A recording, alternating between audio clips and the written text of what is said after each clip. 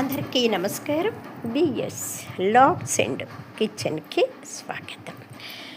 ఇవాల్టి లాగేంటంటేనండి, రామచరితమండి, సీతారామచరితమండి. సీతారాముల చరితము వింటే కలుగు శుభములండి, ఎన్నియో కలుగు జయములండి. జై శ్రీరామ్.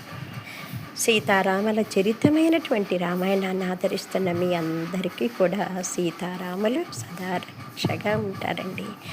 ఎక్కడైతే రామనామం వినిపిస్తుందో అక్కడ పరమేశ్వరుని కృప కూడా కలుగుతుందటండి. ఎందుకంటే అనుక్షణము రామనామాన్ని ధ్యానం చేస్తూ ఉంటాడు కదండి మహాదేవుడు. ఆంజనేయ స్వామి ఎలా రామనామాన్ని జపిస్తూ ఉంటాడో అనుక్షణము కూడా రామనామాన్ని జపిస్తూ ఉంటాడు మహాదేవుడు అండి, భోళాశంకరుడు.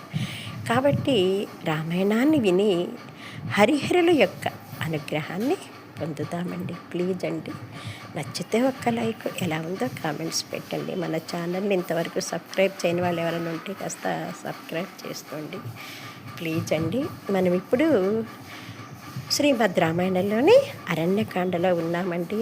లక్ష్మణుడు శూర్పణఖకి చేసిన అవమానాన్ని ఆమె తన సోదరులైనటువంటి ఖరదూషణాదులకి ఉన్నవి లేని కూడా మరీ కల్పించి చెప్పి వాళ్ళకి విపరీతమైన కోపం తెప్పించి యుద్ధానికి సన్నద్ధం అయ్యేలాగా చేసింది శూర్పణఖ. ఎప్పుడైతే ఒక ఆడపిల్ల కన్నీళ్లు పెట్టుకొని ఏడుస్తుందో అన్నదమ్ములు కరగకుండా ఉంటారటండి. వెంటనే వాళ్ళకు చాలా కోపం వచ్చేసింది. మన స్థానమైనటువంటి అడవిలోకి వచ్చి వాళ్ళు నీ యొక్క ముక్కు చెవులు కోసం అవమానం చేస్తారు, కాబట్టి వాళ్ళకి మనం బుద్ధి చెప్పాల్సిందే, నీ కోరిక నెరవేరుస్తామని చెప్పేసి అన్నదమ్ములు ఇద్దరు కూడా అని 14 మంది రాక్షసులను యుద్ధానికి పంపించాడు ఖరుడు శూర్పణఖతోటి. అప్పుడు